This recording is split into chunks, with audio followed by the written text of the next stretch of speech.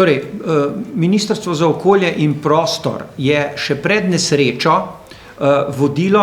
upravni postopek na zahtevo Melamina, s katerim naj bi mu dopolnili staro okoljevarstveno dovoljenje iz leta 2015, dopolnili na način, da se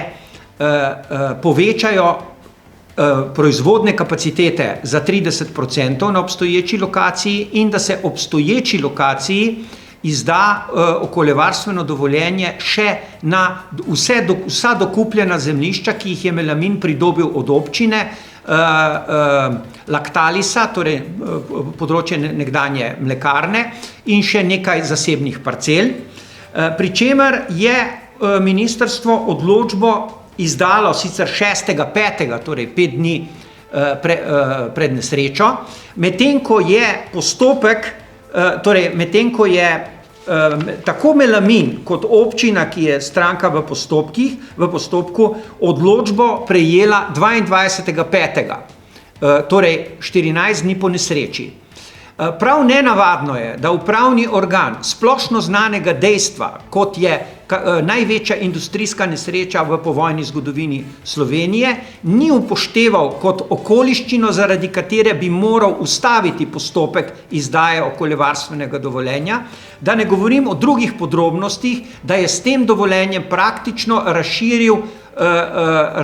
vplivno območje Melamina, torej možnosti delovanja Melamina do 100 metrov do zdravstvenega doma, doma ostarelih in bivalnih naselij, kar je povsem v nasprotju z zakonom o najmanjši oddaljenosti objektov, torej nevarnih objektov od bivalnih naselij. Zelo nenavadno je tudi datumsko, namreč ta odločba je bila izdana ob prenehanju prejšnje vlade in začetku nove vlade. Zato smo v tej odločbi našli kar nekaj napak, ki kažejo na to, da se je s to odločbo zelo mudilo in da so jo tudi, predvsem je pa zastrašujoče dejstvo, da se je občina Kočevje odpovedala pravici do pritožbe, saj bi le ona morala opozoriti,